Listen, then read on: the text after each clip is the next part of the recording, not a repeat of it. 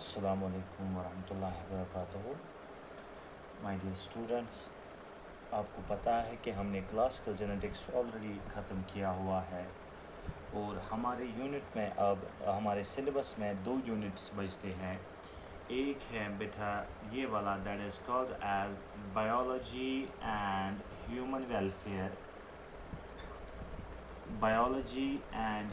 Welfare, और दूसरा जो यूनिट है हमारा that is called as ecology.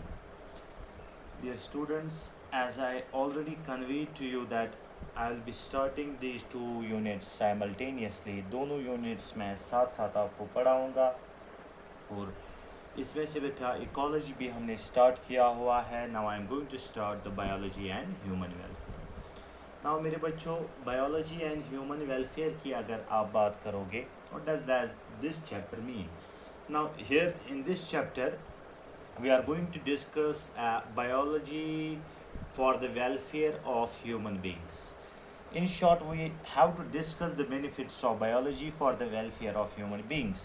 जैसा कि आपको पता है biology we cannot separate, I should say that the two terms are synonymously used. We cannot separate biology from our human lives.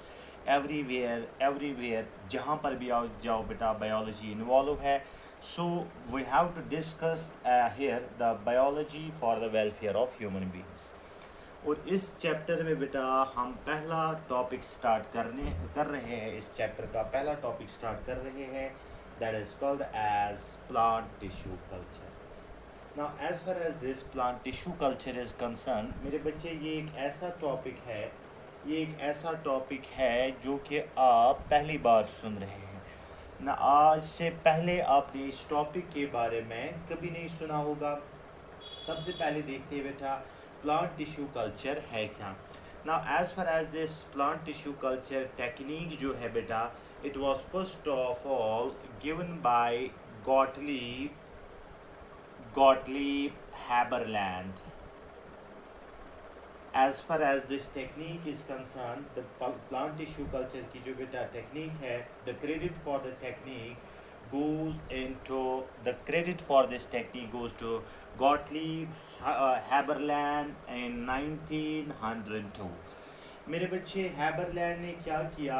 It was the first attempt. हैबरलिन ने क्या किया?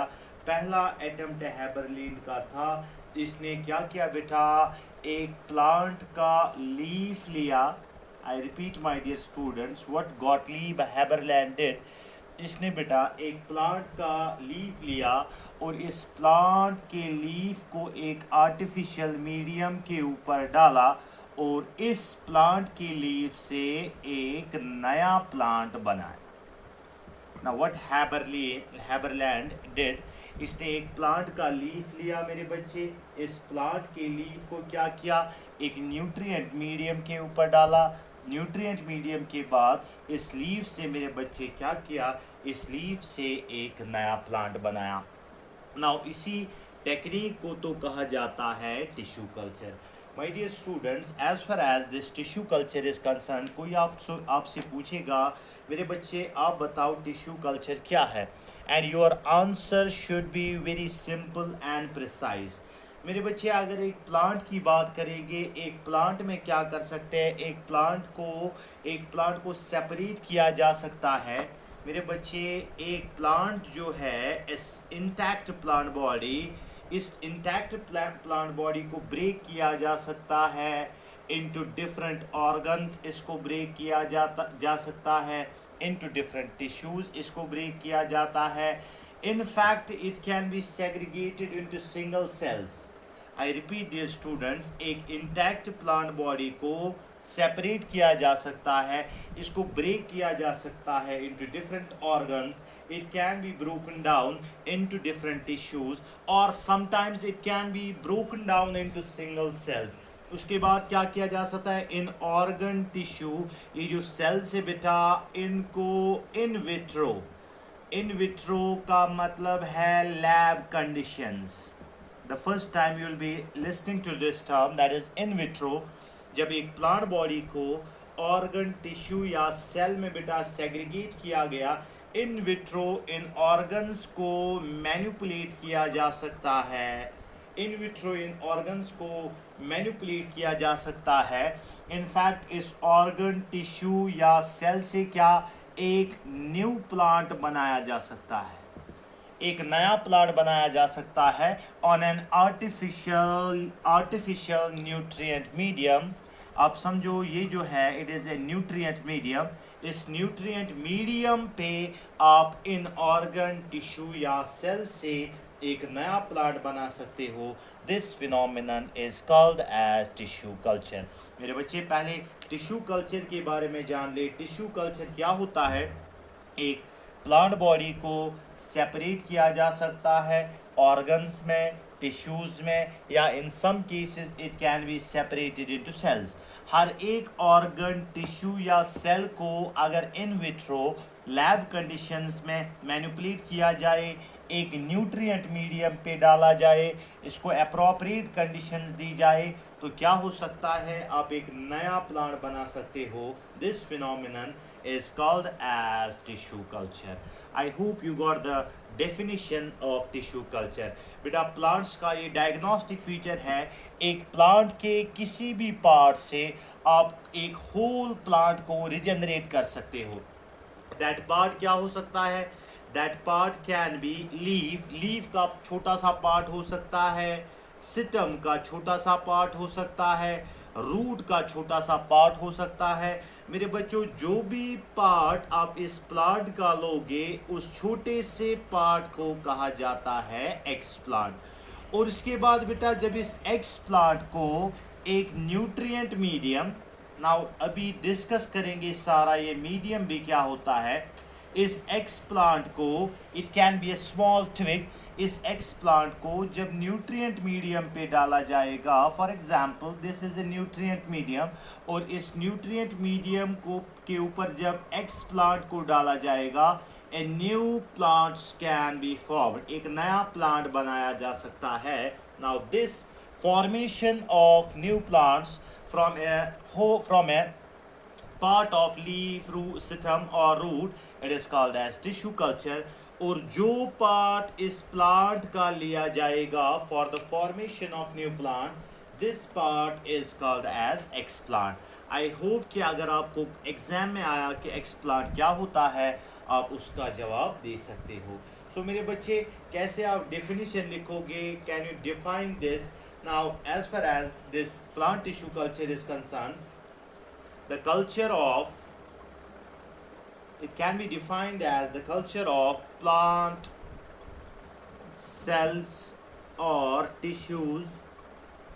It can be defined as the culture of plant cells, tissues or organs, plant cells, tissues or organs on artificial nutrient medium, on artificial nutrient medium aseptically। aseptically का मतलब है बेटा बिल्कुल साफ सुथरी कंडीशंस होनी चाहिए, no microbes should be involved, is called as tissue culture, is called as tissue culture। So this is a very simple definition of tissue culture।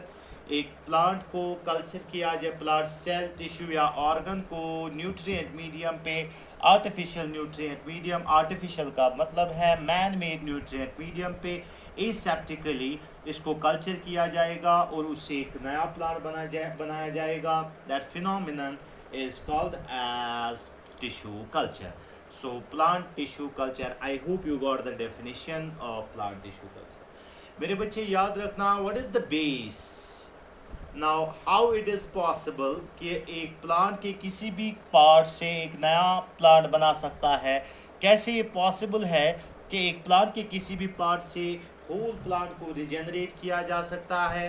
मेरे बच्चे this plant tissue culture is based on the concept of cellular totipotency. Now this plant tissue culture is based on the concept of totipotency. Totipotency क्या होता है मेरे बच्चे? Totipotency is the ability of a single cell. Totipotency is the ability of a single cell to divide and produce all the differentiated organs in an organism. Yeah, it produce all the differentiated cells in an organism. Totipotency में क्या है कि एक single cell है. It is the ability of, I can write the definition here. It is the ability of single cell to divide. एक single cell है जो divide करेगी. It is the ability of a single cell to divide and produce. It is the ability of a single cell to divide and produce all the differentiated cells. All the differentiated cells of an organism.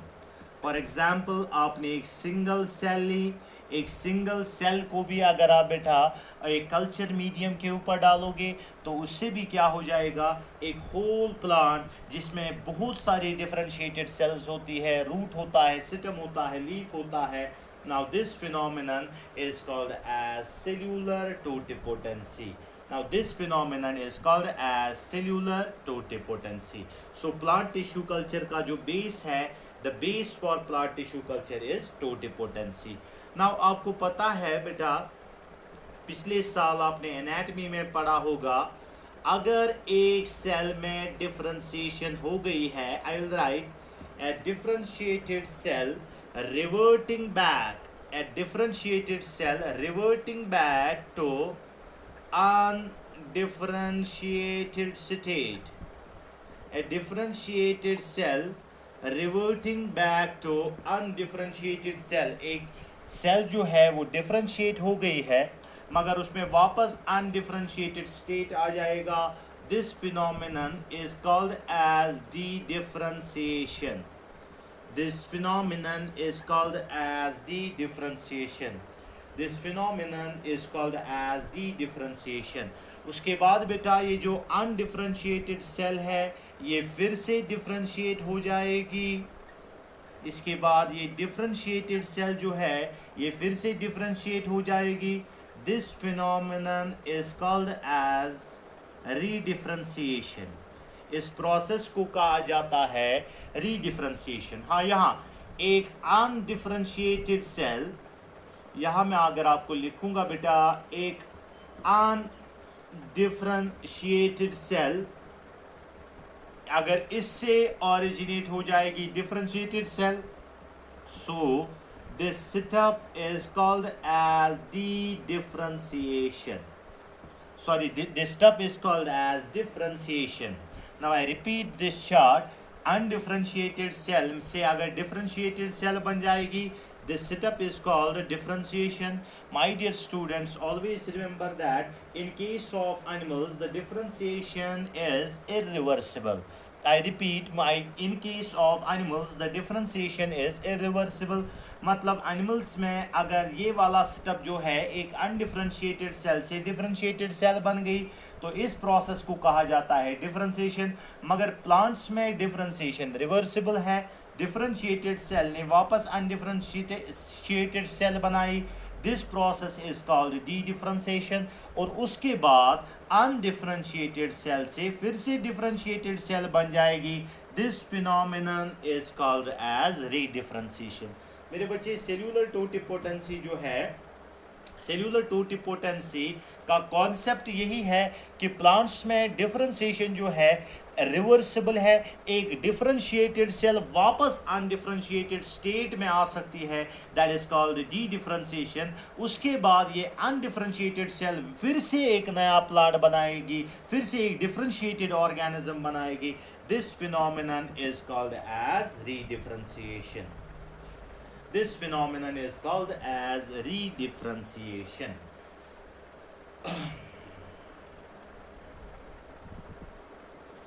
अगर आप एक plant cell की बात करोगे बेटा, plant cells में ability है कि डिफरेंशिएटेड सेल्स को वापस अनडिफरेंशिएटेड सेल्स में लाने की. मगर एक बात याद रखना बेटा, the more differentiated a cell is, जितनी ज़्यादा डिफरेंशिएशन, जितनी ज़्यादा एक दूर सेल चली जाती है, the more differentiated a cell is, the more difficult it becomes to induce the phenomenon of de-differentiation. मेरे बच्चे जितनी ज़्यादा डिफ्रेंशिएशन हो गई है, the more differentiated a cell is, the more difficult it becomes to induce the de-differentiation. Now अगर आप बेटा प्लांट्स की बात करोगे, as I already told you that plants में क्या हो सकता है, a highly differentiated cell has the ability, एक highly differentiated cell में ये ताकत है कि वो वापस मेरिस्टेमेटिक एक्टिविटी में आ जा सकती है। मेरिस्टेमेटिक एक्टिविटी का मतलब है अनडिफरेंशिएटेड सेल। तो प्लांट्स में क्या हो सकता है बेटा, एक highly differentiated cell, a highly differentiated cell can revert back to the undifferentiated state, that means the meristematic state. ये तो प्लांट्स का बेटा ये डायग्नोस्टिक फीचर है, but the only condition is that the cell should be living. The only condition is that, शर्त ये है कि वो वाली सेल लिविंग होनी चाहिए, वो वाली सेल वाइबल होनी चाहिए। And when the cell is living and viable, it can be different, it can be converted back into the meristematic state or undifferentiated state. This phenomenon is called as de-differentiation. तो मेरे बच्चे totipotency मैंने आपको बताया कि plant tissue culture क्या होता है, वो आपको पता है। प्लांट की किसी भी पार्ट से एक नया प्लांट बना सकते हो। This phenomenon is called as the plant tissue culture. In vitro conditions में, लैब कंडीशंस में, एसेप्टिक कंडीशंस में। But plant tissue culture is based on the concept of totipotency. Totipotency क्या होता है? It is the ability of a single cell, एक single cell की ability to form a complete organism, it is called as totipotency. और totipotency का के पीछे जो बेटा लॉजिक है, that is this, undifferentiated cell से डिफरेंशिएटेड सेल बनेगी, डिफरेंशिएशन। बट डिफरेंशिएटेड सेल को वापस अनडिफरेंशिएटेड स्टेट में लाना, that is called dedifferentiation. और उसके बाद अनडिफरेंशिएटेड सेल से वापस डी डिफरेंशिएटेड स्टेट में लाना, it is called D differentiation. ये तो बेटा बात ऐसे आ गई। नाउ मैं इसको बेटा एक्सप्लेन करूंगा 1 मिनट में। You have a nutrient medium here, हमारे पास एक न्यूट्रिएंट मीडियम है। इस न्यूट्रिएंट मीडियम में हमने एक एक्सप्लांट डाला, इस न्यूट्रिएंट मीडियम के ऊपर हमने एक्सप्लांट डाला। For example this explant is a leaf. आज जब लीफ की बात करेंगे बेटा, लीफ जो होता है ये एक डिफरेंशिएटेड ऑर्गन होता है। लीफ जो होता है ये एक डिफरेंशिएटेड ऑर्गन होता है। जब आप डिफरेंशिएटेड ऑर्गन को न्यूट्रिएंट मीडियम पे डालोगे तो क्या हो जाएगा? डिफरेंशिएटेड ऑर्गन में डी डिफरेंशिएशन हो जाएगा। So this leaf will start dividing. So इससे एक अनडिफरेंशिएटेड मास ऑफ सेल्स बन जाएगा। This undifferentiated mass of cells is called callus. That means plant का कोई टिश्यू लीफ था, it was a differentiated organ. तो डिफरेंशिएटेड ऑर्गन से आपने अनडिफरेंशिएटेड मास ऑफ सेल्स बनाया, that is called as callus. Callus के बाद क्या हो जाएगा? कैलस के बाद इसी न्यूट्रिएंट मीडियम पे यहाँ से रूट बनेगा और ऊपर से शूट बनेगा। दैट मीन्स अनडिफरेंशिएटेड सेल से फिर से डिफरेंशिएटेड ऑर्गन बना, जैसे यहाँ एक स्मॉल प्लांट बॉडी बन गई। This phenomenon is called as redifferentiation. I hope you got the idea of differentiation, de-differentiation and redifferentiation. ना मेरा सवाल है बेटा, आपसे कोई पूछेगा कि why plant cells are totipotent, why plant cells have the phenomenon of de-differentiation and redifferentiation. मेरे बच्चे जब एक प्लांट सेल की बात करते हैं, प्लांट सेल्स में कुछ यूनिक कैरेक्टर्स होते हैं। जो यूनिक कैरेक्टर्स बाकी ऑर्गेनिज्म में या इनफैक्ट मैं बताऊं कि एनिमल सेल में बेटा एब्सेंट होते हैं। The most common important difference is the presence of cell wall.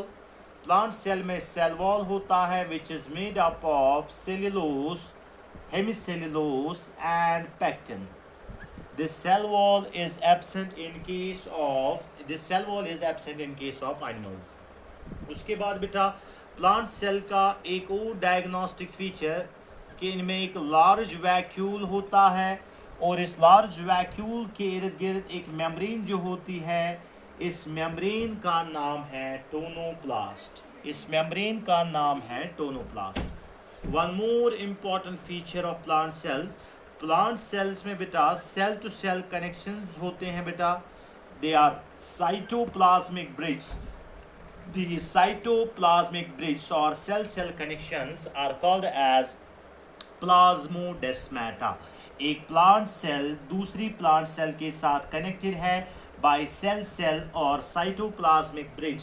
The cytoplasmic bridge are called as plasmodesmata. इसके बाद बेटा एक और डायग्नोस्टिक फीचर प्लांट सेल्स का कि प्लांट सेल्स के अंदर प्लास्टिड्स प्रेजेंट होते हैं। Now this plastids can be chloroplast. Plastid में क्लोरोप्लास्ट होता है which is involved in photosynthesis. This chloroplast is involved in photosynthesis. Amyloplast आपने सुना होगा मेरे बच्चे सेल बायोलॉजी में। एमाइलोप्लास्ट में क्या करता है, ये स्टार्च को स्टोर करता है। इसके बाद बेटा आपने सुना होगा इलायोप्लास्ट। सेल बायोलॉजी क्लोरोप्लास्ट जब हम पढ़ाते हैं तो वहाँ आपको पता होगा ये स्टोर करता है बेटा fat. It is involved in fat storage. उसके बाद बेटा एक और type of plastid that is called chromoplast. और क्रोमोप्लास्ट जो होता है ये क्या करता है, पिगमेंट को स्टोर करता है। Now these are some unique characteristics of plants. इसके बाद बेटा प्लास्टिड के बाद अगर और कैरेक्टर्स की बात करेंगे, आपने एक सेल ऑर्गेनेली का नाम सुना है दैट इज कॉल्ड पेरोक्सिसोम। लेकिन मेरे बच्चे याद रखना प्लांट सेल्स में एक स्पेशल पेरोक्सिसोम होता है। A special peroxisome is present in case of plant cells that is called as glyoxysome. A specialized peroxisome is present in case of plants that is called as glyoxysome. And remember dear students, this glyoxysome is involved in glyoxylate cycle. It is involved in glyoxylate cycle. It is involved in glyoxylate cycle. एक और characteristic बेटा plants का, plants में क्या होता है, centrioles जो होते हैं जो कि सेल डिवीजन में इन्वॉल्व है। सेंट्रियोल्स जो होते हैं प्लांट सेल्स में सेंट्रियोल्स एब्सेंट होते हैं जो कि स्पिंडल फाइबर्स बनाते हैं। These centrioles are absent in case of plant cells. And one more important point, last but not the least, मेरे बच्चे बहुत सारे हैं। साइटोकाइनेसिस, जब सेल डिवीजन में बेटा न्यूक्लियस डिवाइड होता है that is called karyokinesis. Cytokinesis का तरीका अलग होता है। सेल साइटोप्लाज्मिक डिवीजन जो होता है प्लांट सेल्स में, साइटोप्लाज्म डिवाइड एक अलग तरीके से होता है। So we call it that as cytokinesis by cell plate. Cell plate formation. This cell plate is called as phragmoplast. This cell plate is called as phragmoplast. So these are some important characteristics of plant cells which are not present in case of animal cells. I hope you got the basic idea what are the unique characteristics of plant cell.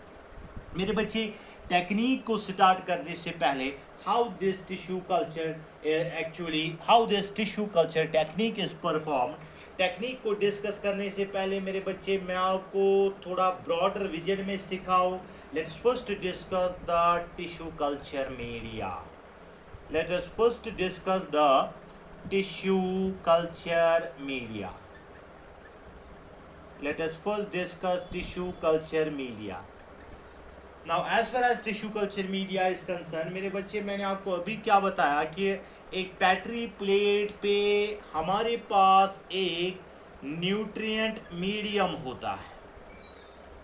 Nutrient medium होता है। Nutrient medium में हर वो कोई चीज़ present होती है जो कि growth of the plant के लिए मेरे बच्चे ज़रूरी है। और इसी न्यूट्रिएंट मीडियम के ऊपर हम डालते हैं मेरे बच्चे एक्सप्लांट। इसी न्यूट्रिएंट मीडियम के ऊपर हम डालते हैं मेरे बच्चे explant. Now as far as this nutrient medium is concern, मेरे बच्चे जब इस न्यूट्रिएंट मीडियम की बात करते हैं, न्यूट्रिएंट मीडियम का हमेशा एक खास कंपोजिशन होता है। जब न्यूट्रिएंट मीडियम की बात करते हैं, उन न्यूट्रिएंट मीडियम का क्या होता है बेटा, न्यूट्रिएंट मीडियम का एक खास कंपोजिशन होता है और वो कंपोजिशन किस हिसाब से होता है, that composition is as per the requirement of the explant, depending on the type of the explant. तो रिक्वायरमेंट के हिसाब से न्यूट्रिएंट मीडियम को बनाया जा सकता है। नाउ सबसे पहली बात, कल्चर मीडियम या न्यूट्रिएंट मीडियम क्या है। न्यूट्रिएंट मीडियम वो वाला मीडियम है जहां एक प्लांट की ग्रोथ के लिए बेटा सारी रिक्वायरमेंट्स होती हैं। नाउ मेरे बच्चे याद रखना, न्यूट्रिएंट मीडियम में 4 बेसिक कंपोनेंट्स होते हैं। There are 4 basic components which are present in the nutrient medium. The first important one, पहले वाले बेटा आपको किताब से नहीं मिलेगा, प्रॉपरली इसको बेटा यहाँ पे क्लियर करना। First important one, that is the essential elements. सबसे पहला जो है इसमें essential elements या जिनको हम आयंस बताते हैं या mineral ions, and these mineral ions are provided in the form of salts. They are provided in the form of mixture of salts. सबसे पहला जो है बेसिक 4 बेसिक कंपोनेंट्स इस न्यूट्रिएंट मीडियम में होते हैं। पहला वाला जो होता है that is the essential elements. These essential elements are present in the form of ions and ये आयंस को प्रोवाइड किया जाता है in the form of mixture of salts. ठीक है, उसके बाद बेटा एक ऑर्गेनिक सप्लीमेंट होता है। इसके बाद एक ऑर्गेनिक सप्लीमेंट होता है न्यूट्रिएंट मीडियम पे और ये ऑर्गेनिक सप्लीमेंट होता है, सप्लाई किया जाता है in the form of vitamins and amino acids. Second one is that an organic supplement is needed. That organic supplement is supplied in the form of vitamins and amino acid. Third वाला जो होता है बेटा that is very important, very वैसे तो चारों important है, a source of carbon। मेरे बच्चों a source of carbon usually इसके लिए बेटा एक्सप्लांट की ग्रो करने के लिए कार्बन सोर्स की रिक्वायरमेंट है and most common source of carbon it is as sucrose. Most common carbon it is as sucrose and you know that sucrose is a disaccharide in which glucose and fructose is present. उसके बाद बेटा एक चीज़ होता है बेटा that is called as gelling agent। एक और चीज़ medium में ऐड किया जाता है that is called gelling agent। gelling agent क्या होता है, यूजुअली न्यूट्रिएंट मीडियम जो होता है ये लिक्विड होता है। इस लिक्विड में जब अगर ऐड किया जाता है तो अगर की वजह से बेटा ये न्यूट्रिएंट जो होता है इट बिकम्स सेमी सॉलिड। इसी अगर को कहा जाता है मेरे बच्चे gelling agent. I hope you got the idea what are the basic 4 requirements in case of nutrient medium. किसी भी बुक से मेरे बच्चे आपको इतना ज़्यादा नहीं मिलेगा। Now let's discuss these 4 essential components one by one. मेरे बच्चों सबसे पहले जो है that is inorganic nutrients. Now the first important one that is inorganic nutrients. याद रखना technique of the tissue culture is very simple, उसको समझाना कोई बड़ी बात नहीं है, मगर यहाँ ये चीज़ समझना it is a very big thing. Nutrient, inorganic nutrients जो कि आपको पता है essential elements which can be classified into 2 types, macro and micro. कैसे सप्लीमेंट किए जाते हैं इन द फॉर्म ऑफ साल्ट्स। मेरे बच्चे मैक्रो में NPK, calcium, magnesium, sulphur, these are different macronutrients which are required in larger quantities. Micro में कौन सा है, iron, manganese, zinc, boron, copper, molybdenum. These are the micro elements which are required in smaller quantities. ये तो हो गया बेटा organic salts के बारे में। कार्बन सोर्स मैंने कहा आपको most of the times the carbon source is sucrose. पूछा गया है बेटा नीट में क्वेश्चन कि कार्बन सोर्स क्या हो सकता है। उसके बाद ऑर्गेनिक सप्लीमेंट की हम बात करेंगे जिसमें विटामिन्स और अमीनो एसिड्स को सप्लीमेंट किया जा सकता है। इन case of organic supplement, yeast extract, organic supplement जो क्या हो सकता है, यीस्ट एक्सट्रैक्ट हो सकता है, प्लांट ग्रोथ रेगुलेटर्स हो सकते हैं, ग्रोथ रेगुलेटर्स हो सकते हैं मेरे बच्चों, ग्रोथ रेगुलेटर्स हो सकते हैं, एंटीबायोटिक्स हो सकते हैं. In case of antibiotics, the most common is the kanamycin, antibiotic kanamycin. उसके बाद बेटा जेलिंग एजेंट, जेलिंग एजेंट जो कि क्या करता है, लिक्विड मीडियम को सॉलिडिफाई करता है, लिक्विड मीडियम को एक सेमी सॉलिड बनाता है. जेलिंग एजेंट इज द अगर, जेलिंग एजेंट इज द अगर. ये तो बेटा ऑर्गेनिक न्यूट्रिएंट भी हो गया, कार्बन सोर्स भी हो गया, ऑर्गेनिक सप्लीमेंट भी हो गया, जेलिंग एजेंट भी हो गया. मेरे बच्चे जब लिक्विड मीडियम की बात करते हैं, मीडियम दो टाइप्स का होता है. एक मीडियम होता है purely which is called liquid medium, और दूसरा जो होता है that is called as semi solid. और ये मैंने ऑलरेडी आपको बताया कि सेमी सॉलिड मीडियम कैसे बनाया जा सकता है अगर लिक्विड मीडियम में अगर को डाला जाएगा. अगर जो है बेटा, जो जेलिंग एजेंट, जो कि हमने इसका नाम दिया जेलिंग एजेंट जो अगर है. नाउ एक question, may be this simple question will be asked कि अगर को क्यों इस्तेमाल किया जाता है. मेरे बच्चे अगर को क्यों इस्तेमाल किया जाता है. Besides there are other several gelling agents, why agar is used. अगर आपको पता है एल्गी से निकलता है, ये एक पॉलीसेकेराइड है. अगर एक पॉलीसेकेराइड है जिसके कुछ एडवांटेज है, जिन एडवांटेज की बिना पर ये मीडियम में इस्तेमाल किया जा सकता है. सबसे पहला एडवांटेज जो है, अगर जो है it does not react with media constituents. अगर जो है ये मीडियम में जितने बाकी कॉन्स्टिट्यूएंट्स होते हैं ये उनके साथ रिएक्ट नहीं करता है. अगर जो है it does not react with the media constituents, ये इनके साथ रिएक्ट नहीं करता है. और दूसरा जो है ये डाइजेस्ट नहीं होता है. अगर जो है it does not gate digest, ये डाइजेस्ट नहीं होता है प्लांट के एंजाइम से. It does not gate digested by plant enzymes, plant के एंजाइम से ये डाइजेस्ट नहीं होता है. ये स्टेबल होता है एट फीजिबल टेम्परेचर्स, क्योंकि आपको टिश्यू कल्चर को एक खास टेम्परेचर पे मेंटेन करना है और उस टेम्परेचर से अगर पे कोई फर्क नहीं पड़ने वाला. So these are two important points जिनकी बेसिस पे अगर को इस्तेमाल किया जाता है. पहला, अगर किसी मीडियम के बाकी कॉन्स्टिट्यूएंट्स के साथ रिएक्ट नहीं करता है. दूसरा जो है, अगर जो है ये प्लांट के एंजाइम से डाइजेस्ट नहीं होता है, फीजिबल होता है, स्टेबल होता है एट फीजिबल टेम्परेचर्स. उसके बाद जब लिक्विड मीडियम होगा, अगर लिक्विड मीडियम फॉर एग्जांपल ये कोनिकल फ्लास्क है, इसमें न्यूट्रिएंट मीडियम है, लेकिन ये बेटा न्यूट्रिएंट मीडियम जो होता है, this nutrient medium if it is liquid, now this type of tissue culture is called as suspension culture. Now this type of tissue culture is called as suspension culture. मेरे बच्चे बहुत simple point है. अगर tissue culture में nutrient medium liquid होगा, उसमें अगर नहीं होगा, तो इस टाइप ऑफ कल्चर को कहा जाता है सस्पेंशन कल्चर.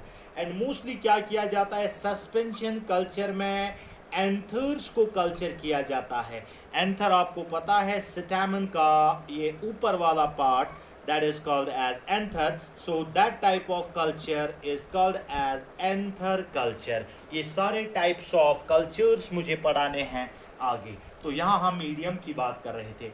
उसके बाद बेटा मीडियम में एक और इम्पॉर्टेंट चीज़ होता है, that is called as growth regulators. Medium में वन मोर इम्पॉर्टेंट थिंग होता है बेटा, that is called as growth regulators. Now growth regulators जो होता है बेटा, आपको पता है these are actually the plant hormones. And hormones का आपको पता है these are organic compounds which are active These are organic compounds which are active in very low concentration. ये बहुत ज़्यादा concentration में है. These are active in very low concentration, but they have the capacity to modify the growth and development in plant. क्योंकि plant hormones जो है important components होते हैं plants के, so plant hormones इस growth medium में भी बहुत important होते हैं. अब plant hormones की बात करेंगे बेटा. Among the plant hormones you have heard about auxins, cytokinins, abscisic acid, gibberellins आपने सुना होगा बेटा. जिबरलिन्स, इथिलीन आपने सुना होगा. इतने तो आपने सुने होंगे. Besides there are others like polyamines, jasmonic acid.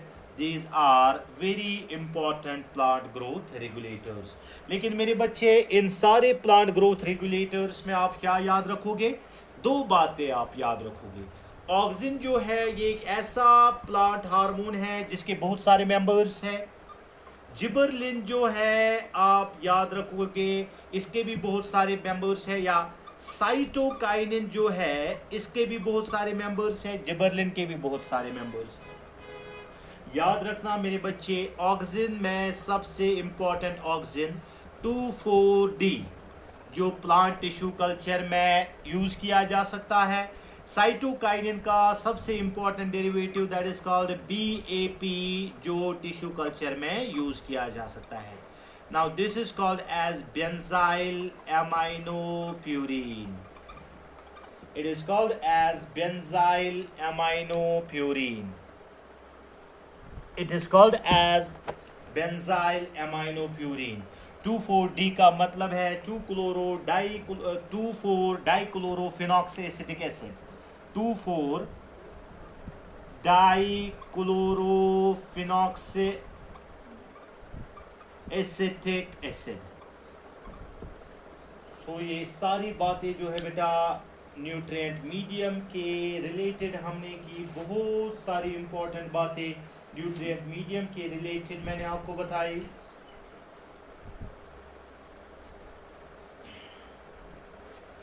इसके बाद बेटा मैं आपको बताऊं next step that is sterilization का. Then after sterilization I will straight away go to the technique. Technique में मुझे उतना ज़्यादा नहीं समझाना है. Now as far as sterilization is concern. Sterilization का क्या मतलब है बेटा? स्टरलाइजेशन का मतलब है साफ करना. नाउ इनको बेटा माइक्रो फ्री बनाना. याद रखना मेरे बच्चे, स्टरलाइजेशन दो चीज़ों का होता है. एक मीडियम की भी स्टरलाइजेशन होती है, दूसरा इसमें ग्लासवेयर जो इस्तेमाल होगा इसकी भी स्टरलाइजेशन होती है. मेरे बच्चे स्टरलाइजेशन मीडियम की होती है, ग्लासवेयर की होती है. As far as this glassware sterilization is concerned, याद रखना मेरे बच्चे, glassware sterilization is done by the process of autoclaving. तो आपसे कोई बताएगा बेटा ऑटोक्लेविंग क्या होता है. Autoclaving is very simple. एक डिवाइस होता है बेटा, ऐसे ये होता है. इस डिवाइस का नाम है ऑटोक्लेव.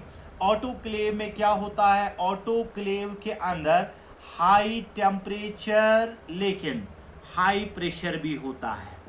हाई टेम्परेचर और हाई प्रेशर. मेरे बच्चे जो भी ग्लासवेयर इस्तेमाल होता है उसको इस ऑटोक्लेव में डाला जाता है और इसका टेम्परेचर हाई होता है, प्रेशर हाई होता है. At high temperature and high pressure में क्या होता है बेटा? ग्लासवेयर को स्टरलाइज किया जा सकता है. अगर हमारे पास ऑटोक्लेव नहीं होगा तो हम कैसे ग्लासवेयर को स्टरलाइज कर सकते हैं? हम ग्लासवेयर को मेरे बच्चे स्टरलाइज कर सकते हैं by simply in the pressure cooker. बेटा जो ऑटोक्लेव में होता है वही प्रेशर कुकर में भी होता है. प्रेशर कुकर में भी वैसे ही होता है बेटा, high temperature and high pressure. उसके बाद बेटा ग्लासवेयर स्टरलाइज हो गया. मीडियम स्टरलाइजेशन के बाद मैं आपको बताऊं हमारे पास जो बेटा होता है एक्सप्लांट. एक्सप्लांट की भी स्टरलाइजेशन होती है. एक्सप्लांट जो हमारे पास है जिससे आप नया प्लांट बनाओगे, that sterilization of explant is called explant sterilization. Explant sterilization is done by the process of surface sterilization. It is done by the process of surface sterilization. मेरे बच्चे, why surface sterilization is done? Because explant को आप high temperature और high pressure पे नहीं रख सकते हो क्योंकि उसमें टिश्यू डैमेज हो जाएगा.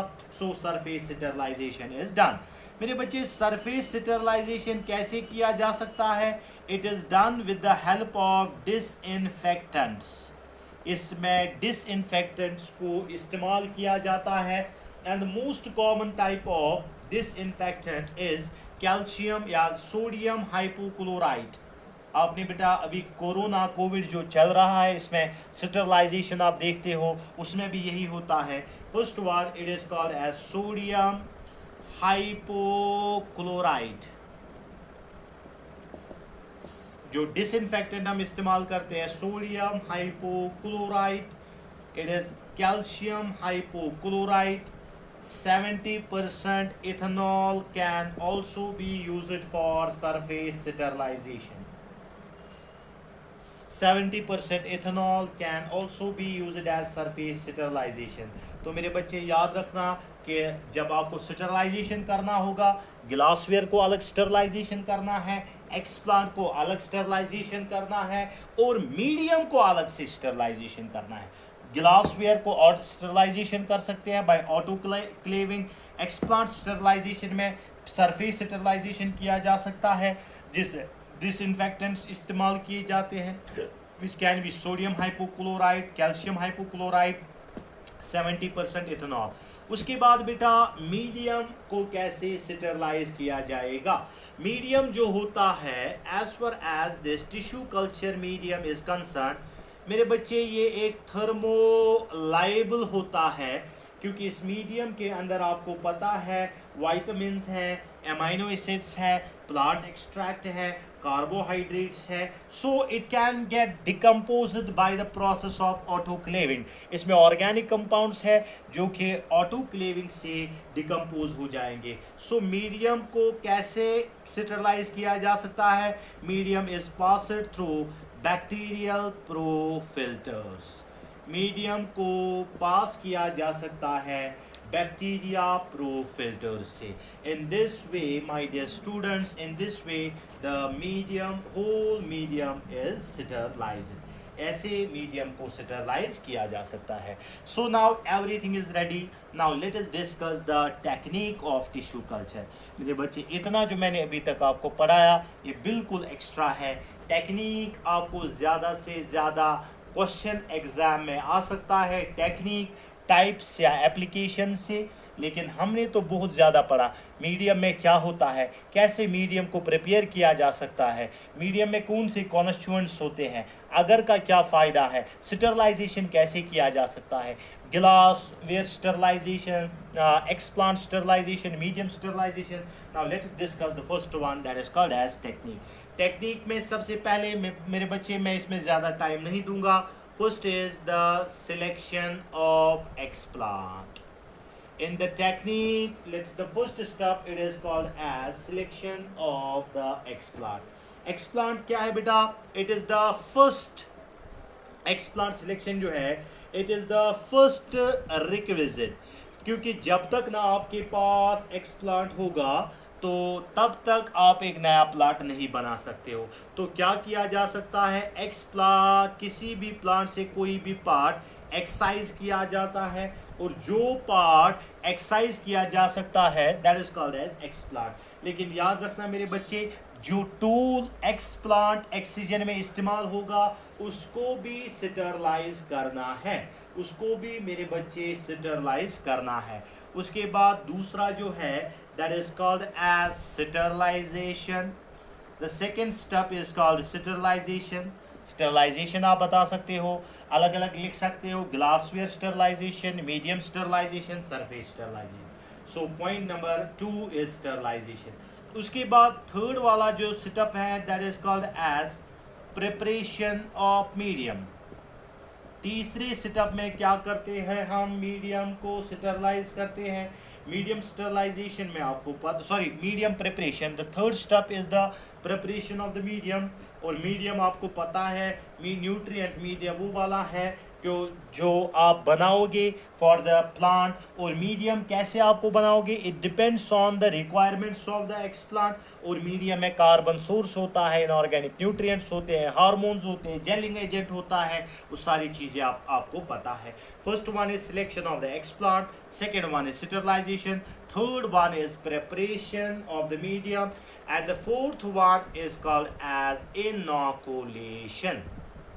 The fourth one is called inoculation. Now inoculation क्या है मेरे बच्चे? Inoculation is actually the transfer of explant. It is actually the transfer of explant into nutrient medium. It is actually the transfer of explant into nutrient medium. आपने जो बेटा explant आपके पास है जो कि अभी तक आपने स्टरलाइजेशन में रखा था, और इनॉकुलेशन जो है बेटा, इनॉकुलेशन में एक्सप्लांट को ट्रांसफ़र किया जा सकता है इनटू द न्यूट्रिएंट मीडियम। सो बेटा जब न्यूट्रिएंट मीडियम में इसको ट्रांसफ़र किया जाएगा, यहाँ मैं आपको बताऊं जो कि किताब पे नहीं लिखा है, इनॉकुलेशन इज डन कैसे किया जाता है, एक कैबिनेट में, that is called as laminar air flow. Laminar air flow एक कैबिनेट होता है, एक छोटी सी अलमारी होती है जो कि अंदर से बेटा प्रॉपरली स्टरलाइज्ड होती है। उस कैबिनेट में इनॉकुलेशन किया जा सकता है। It is not done randomly, ये रैंडमली नहीं किया जा सकता है कि आप टेबल पे रखोगे, नहीं, वहाँ गिलासवेयर सब कुछ स्टरलाइज्ड फॉर्म में होता है और वहाँ इनॉकुलेशन किया जाता है। So inoculation is the transfer of explant into the nutrient medium. मेरे बच्चे उसके बाद फिफ्थ स्टेप जो है that is called as subculturing. The next step is called as subculturing. I hope you चार स्टेप्स आपको समझ आए। बेटा सब कल्चरिंग क्या है? इन दिस सब कल्चरिंग जब आपने बेटा इनॉकुलेशन किया इस न्यूट्रिएंट मीडियम को अलोंग विद द एक्सप्लांट, इस न्यूट्रिएंट मीडियम को अलोंग विद द एक्सप्लांट क्या किया जाता है, इसको मेंटेन किया जाता है along with the explant. Now we have the inoculated medium. इस मीडियम को मेंटेन किया जाता है at appropriate temperature. Temperature usually 18 to 25 degree Celsius, 18 से 25 डिग्री का टेम्परेचर होता है। जब आप इसको मेंटेन करोगे बेटा, all the requirements are present, all the requirements are present here, all the requirements of this explant here. Now this explant starts dividing. चूँकि इसमें ऑक्सीजन भी है, साइटोकाइनिन भी है, कार्बन सोर्स भी है, तो ये क्या हो जाएगा बेटा, एक्सप्लांट क्या करेगा, एक्सप्लांट स्टार्ट डिवाइडिंग। जब एक्सप्लांट स्टार्ट करेगा बेटा डिवाइड करना, तो उसकी वजह से क्या हो जाएगा, the dry matter will increase. Dry matter क्या हो जाएगा बेटा, इसमें इस एक्सप्लांट का ड्राई मैटर इंक्रीज हो जाएगा। But at the same time जो न्यूट्रिएंट्स मेरे बच्चे मीडियम में है, the nutrients will start depleting, the nutrients will start depleting as the dry matter increases, so the nutrients will start depleting. तो जब nutrient deplete हो जाएंगे तो उसकी वजह से क्या हो जाएगा, कंटिन्यूसली इस एक्सप्लांट को ट्रांसफ़र किया जाएगा into the new culture medium. इस एक्सप्लांट को नए कल्चर मीडियम में ट्रांसफ़र किया जाएगा। This phenomenon is called as subculturing. मेरे बच्चे सब कल्चरिंग में क्या किया जाता है, सब कल्चरिंग में एक एक्सप्लांट जो कि मेंटेन किया जाता है एट अप्रोप्रिएट टेम्परेचर। लाइट की रिक्वायरमेंट नहीं है क्योंकि ये फोटोसिंथेसिस नहीं करने वाला है, तो यूजुअली लाइट लैब में प्रेजेंट होती है। नाउ एक्सप्लांट जब स्टार्ट करेगा डिवाइडिंग, ड्राई मैटर इसका इंक्रीज हो जाएगा, but at the same time nutrients will start depleting. जब न्यूट्रिएंट डिप्लीट स्टार्ट हो जाए, न्यूट्रिएंट कम हो जाएंगे, तो एक्सप्लांट को दूसरे मीडियम पे ट्रांसफ़र किया जाएगा। The transfer of explant into a fresh nutrient medium, it is called सब culturing. The transfer of explant into new nutrient medium, it is called as subculturing. उसके बाद बेटा सब कल्चरिंग के बाद लास्ट वाला जो स्टेप है that is called as hardening. The last step is called as hardening, or we called it as acclimatization. The last step is called hardening or acclimatization. अब क्या हो जाएगा बेटा, ये जो न्यूट्रिएंट मीडियम के ऊपर एक्सप्लांट था, अब इस न्यूट्रिएंट मीडियम से क्या हो जाएगा, इस न्यूट्रिएंट मीडियम में स्टार्ट हो जाएगा एक छोटा सा प्लांटलेट बनना. जब ये छोटा सा प्लांटलेट बन जाएगा, इस छोटे से प्लांटलेट को मेरे बच्चे ट्रांसफ़र करेंगे. कहाँ ट्रांसफ़र करेंगे? It will be transferred into the field. जब इसको ट्रांसफ़र किया जाएगा फील्ड में, this phenomenon is called as hardening और this phenomenon is called as acclimatization. This phenomenon is called hardening, or this phenomenon is called hardening, or this phenomenon is called as acclimatization. So these were the 6 steps which were involved in the process of tissue culture. सबसे पहला क्या था बेटा? Selection of the explant. उसके बाद दूसरा sterilization, तीसरा preparation of the medium, चौथा इनोकुलेशन, पांचवा सब कल्चरिंग और छठा हार्डनिंग और एक्लाइमेटाइजेशन. एक्लाइमेटाइजेशन में इन प्लांट्स को फील्ड में ट्रांसफ़र किया जाएगा. आई hope you got the basic idea. थोड़ा सा आपको आइडिया आया टिश्यू कल्चर एक्चुअली होता क्या है. Now as far as this tissue culture, इसके बाद बेटा जब टिश्यू कल्चर हमने ख़त्म किया, let me now discuss about the types of tissue cultures. Tissue culture जो है इसके बहुत सारे टाइप्स हैं. Let us discuss the types of tissue cultures. The first type it is called as callus culture. The first type of tissue culture is called callus culture. Callus आप याद रखना बेटा, callus is an undifferentiated mass of cells. Callus is an undifferentiated mass of cells. Callus is an undifferentiated mass of cells. इसके बाद बेटा दूसरा type जो है that is called as cell suspension culture. The second one is called cell suspension culture. The third one is called as meristem culture. Types के बाद applications वाला part इसमें important है. मेरिस्टम कल्चर के बाद एम्ब्रियो कल्चर. मेरिस्टम कल्चर के बाद embryo culture. Embryo culture के बाद एंथर कल्चर. एंथर कल्चर के बाद protoplast culture.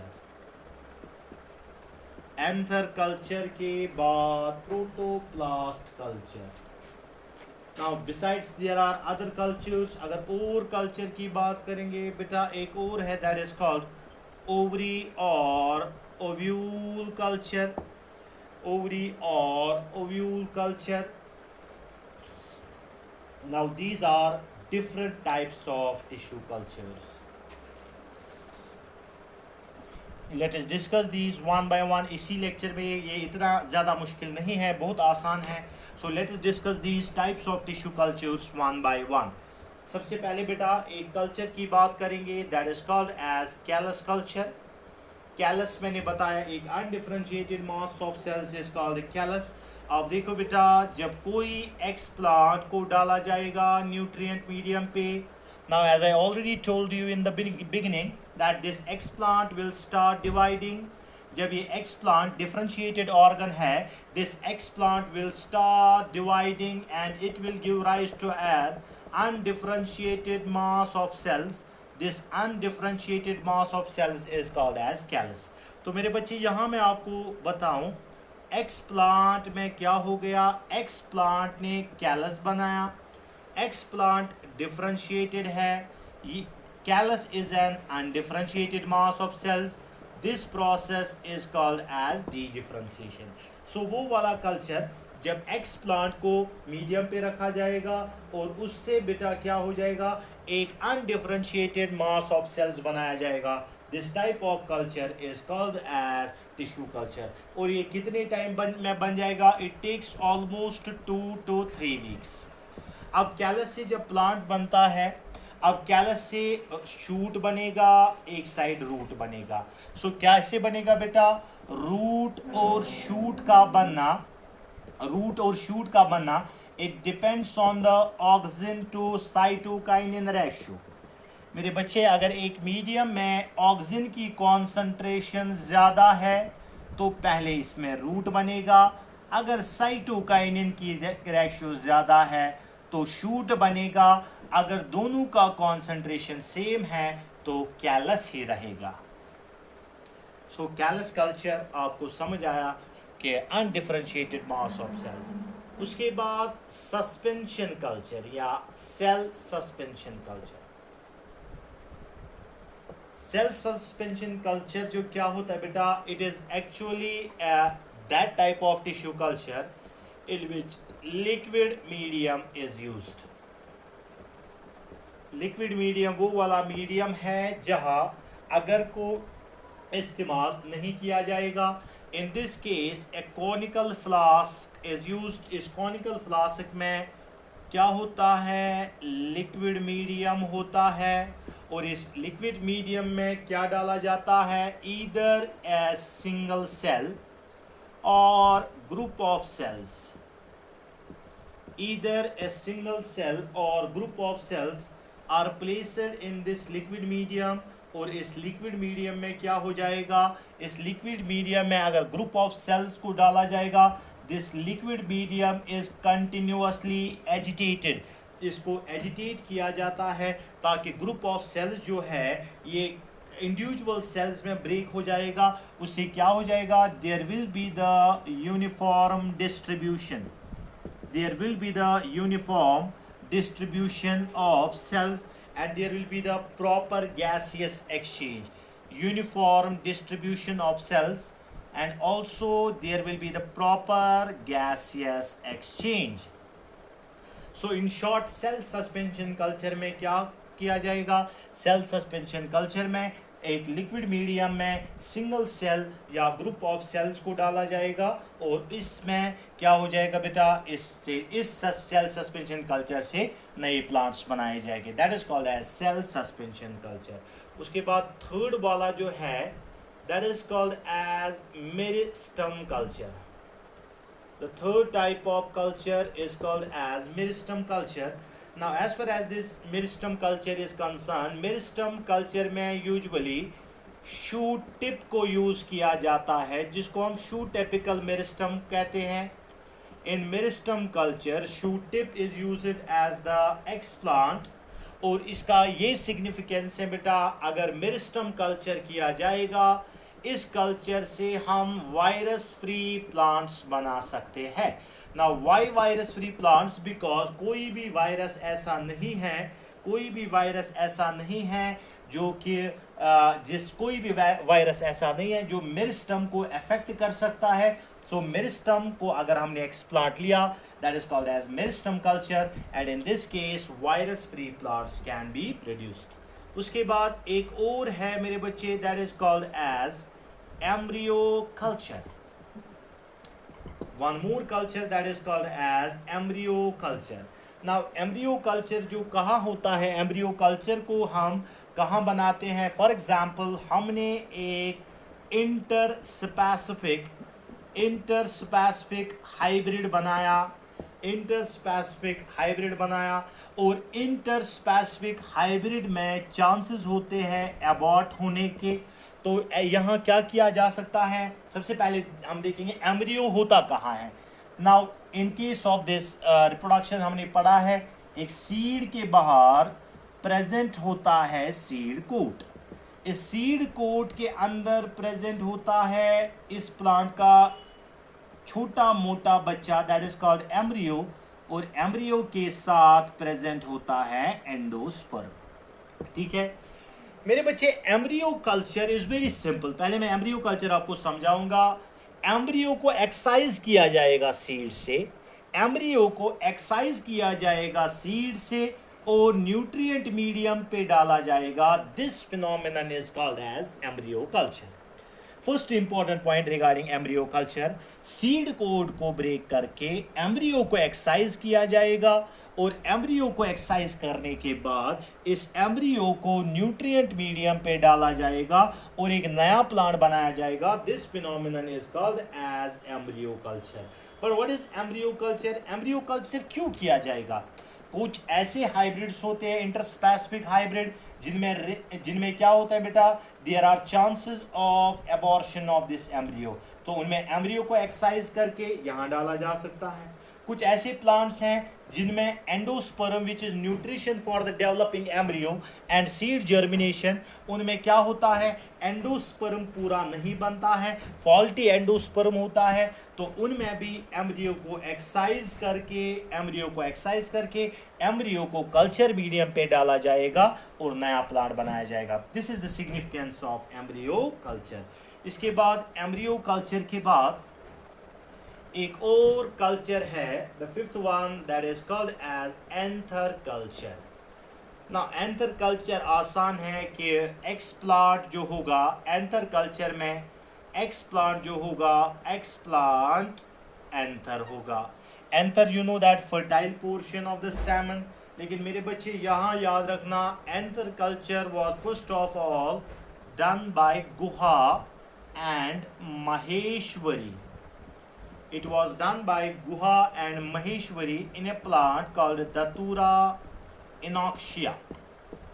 Now, anther culture एक खास टाइप ऑफ कल्चर है. मैं आपको रीज़न बताऊंगा क्यों.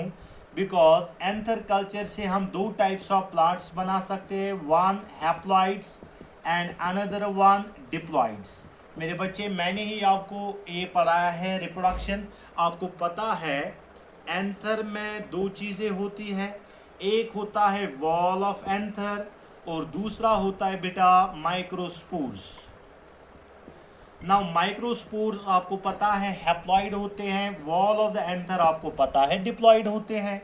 माइक्रोस्पोर से हैप्लॉइड प्लांट्स बनेंगे और वॉल ऑफ द एंथर से डिप्लॉइड प्लांट्स बनेंगे. So both the haploid and diploid plants can be produced as the result of anther culture. लेकिन एक खास टाइप ऑफ डिप्लॉइड जिसको कहा जाता है होमोजाइगस डिप्लॉइड. होमोजाइगस डिप्लॉइड क्या होता है? For example haploid is A then homozygous diploid is ए.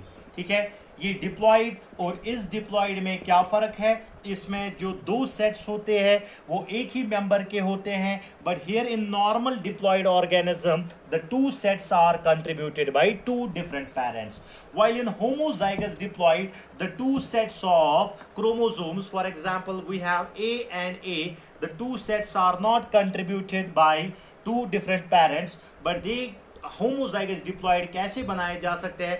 एक ऑर्गेनिज्म है हैप्लॉइड, इस ऑर्गेनिज्म को एक केमिकल से ट्रीट किया जा सकता है जिसका नाम है कॉल्चिसिन. इस कॉल्चिसिन से पॉलीप्लॉइडी इंड्यूस होती है तो बन गया डिप्लॉइड.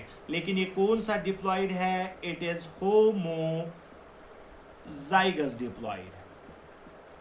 सो होमोजाइगस डिप्लॉइड और वो नॉर्मल डिप्लॉइड में ये फर्क है कि होमोजाइगस डिप्लॉइड जो है it can be produced by the treatment of colchicine. Colchicine बेटा एक केमिकल है जिससे पॉलीप्लॉइडी को इंड्यूस किया जा सकता है. आगे हम इसको पढ़ेंगे.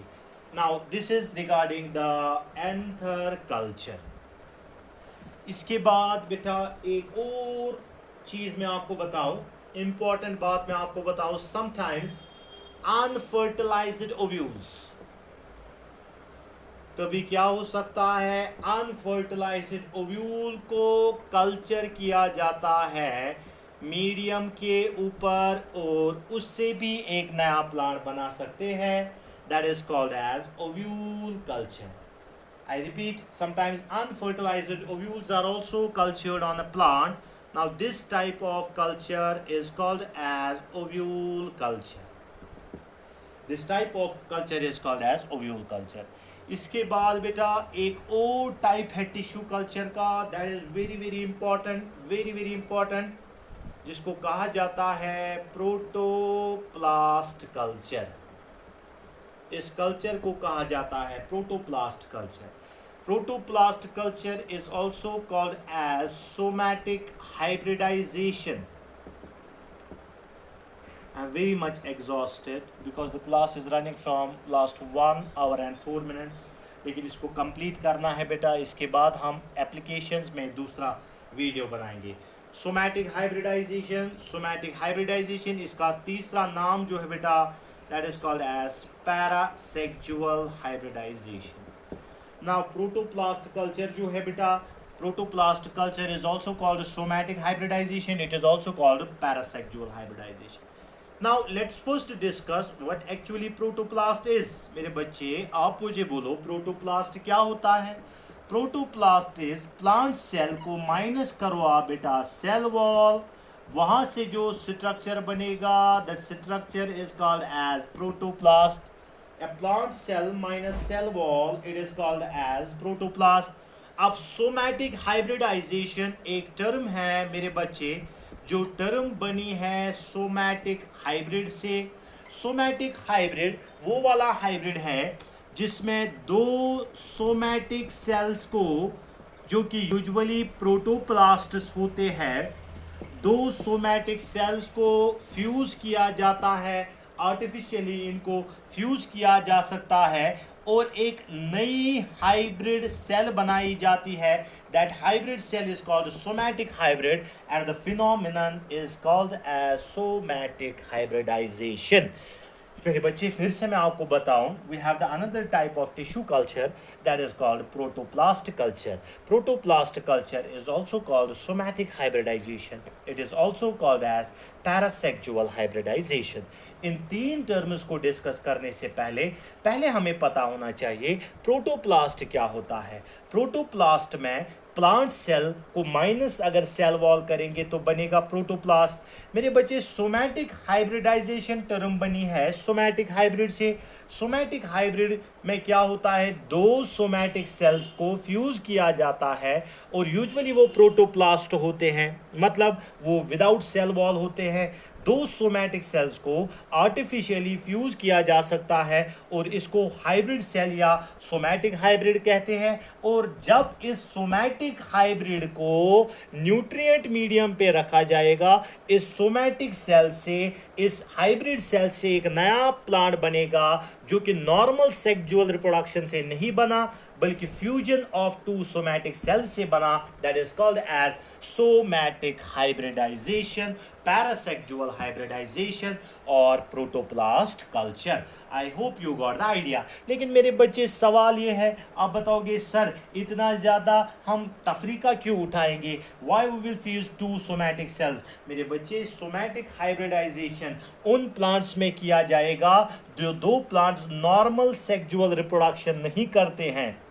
There are some plants which do not reproduce normally, जो नॉर्मली एक दूसरे के साथ सेक्सुअल रिप्रोडक्शन नहीं करते हैं, तो हमारे पास उनको मिलाने का एक और तरीका है, दैट इज सोमैटिक हाइब्रिडाइजेशन। मेरे बच्चे देखते हैं ये सोमैटिक हाइब्रिडाइजेशन कैसे किया जाता है। तो सबसे पहला स्टेप जो है, पहले स्टेप में removal of cell wall, removal of cell wall of two cells. दो सोमैटिक सेल्स में सेल वॉल को रिमूव किया जाता है। कैसे, एंजाइम्स को यूज किया जाता है, सेल्यूलिसिस एंड पैक्टिनेसिस, सेल्यूलिसिस एंड पैक्टिनेसिस।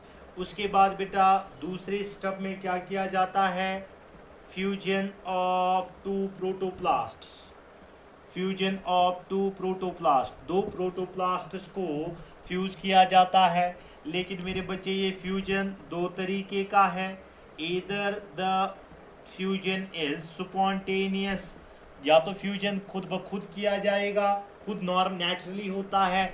अगर नेचुरली नहीं हो जाएगा तो हम इसको इंड्यूस करते हैं। लेकिन इंड्यूस्ड फ्यूजन, यहाँ बेटा सवाल है कैसे सोमैटिक हाइब्रिड या कैसे दो प्रोटोप्लास्ट्स को फ्यूज किया जाएगा। एक जो है बेटा by the treatment with NaNO3, एक केमिकल है बेटा सोडियम नाइट्रेट, इससे किया जा सकता है। दूसरा तरीका है कैल्शियम को दिया जाएगा एट हाई pH, इंपॉर्टेंट ये बेटा तरीके याद रखना, ये एग्जाम में पूछे जाते हैं एंट्रेंस में। एक और है बेटा केमिकल, इसको याद रखना, पैग आपने सुना होगा। This peg stands for polyethylene glycol. This peg stands for polyethylene glycol. ये केमिकल है, डायरेक्टली आप समझो एक ग्लू है जो दो सेल्स को फ्यूज करता है, दैट इज पैग। और एक वोल्टेज, हाई वोल्टेज दिया जाता है, high voltage, high electric voltage दिया जाएगा। इससे भी बेटा क्या हो जाएगा, दो प्रोटोप्लास्ट आपस में फ्यूज हो जाएंगे। सो पहला जो है बेटा, एक पहला स्टेप, रिमूव, सेल वॉल को रिमूव किया जाएगा बाय द एंजाइम सेल्यूलिसिस एंड पैक्टिनेसिस। दूसरे स्टेप में दो प्रोटोप्लास्ट उसको फ्यूज किया जाएगा, या तो वो खुद हो जाएगा स्पॉन्टेनियस, या तो इंड्यूस किया जाएगा। Induced protoplast either it can done by sodium nitrate, it can done by calcium at high pH, it can done by PEG, it can be done by high voltage। अब आपके पास बेटा एक somatic hybrid है। इसके बाद जो बेटा चौथा स्टेप है, चौथे स्टेप में आप क्या करोगे, you will culture this fused protoplasm। अब आपके पास जो प्रोटोप्लास्ट है, जो सोमैटिक हाइब्रिड आपके पास है, आप इसको कल्चर करोगे बेटा, आप इसको कल्चर करोगे न्यूट्रिएंट मीडियम पे। लेकिन याद रखना बेटा, इसमें क्या हो जाएगा, फॉर एग्जांपल ये एक ऐसे न्यूट्रिएंट मीडियम है, इस सेल के इस न्यूट्रिएंट मीडियम के ऊपर आपने एक सोमैटिक हाइब्रिड डाला। इस सोमैटिक हाइब्रिड में दो डिफरेंट सेल्स के न्यूक्लियस होते हैं, इनको कहा जाता है हेटेरोकैरियन। इन दो डिफरेंट न्यूक्लियस को कहा जाता है हेटेरोकैरियन। मेरे बच्चे याद रखना, हेटेरोकैरियन जो है, ये जो सेल है सोमैटिक हाइब्रिड, सबसे पहला सेटअप क्या होगा, ये अपना सेल वॉल जो है, अपना सेल वॉल रिजेनरेट करेगा।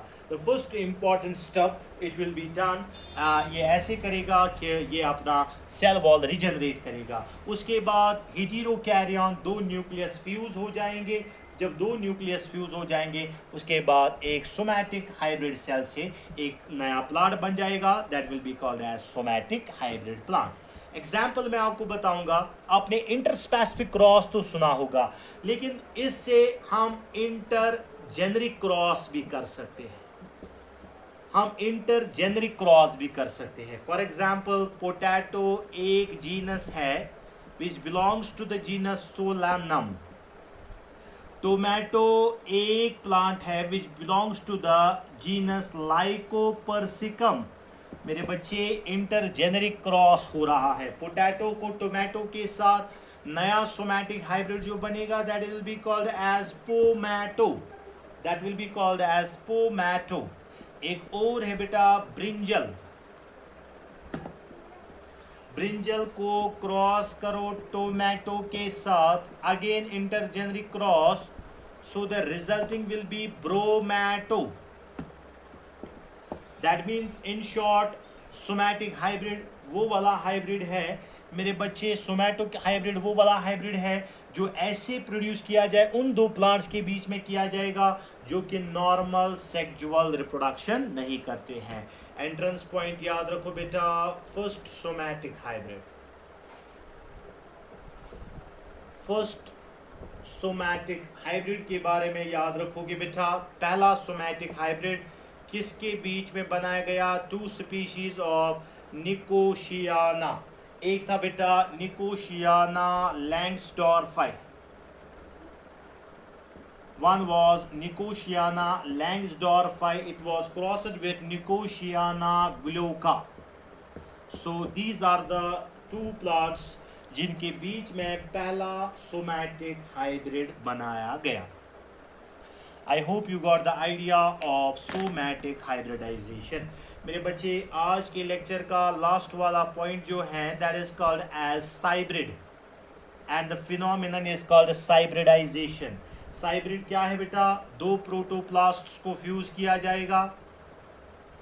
It is the fusion of two protoplast. ये तो सोमैटिक हाइब्रिड जैसा है, fusion of two protoplasts but one with nucleus,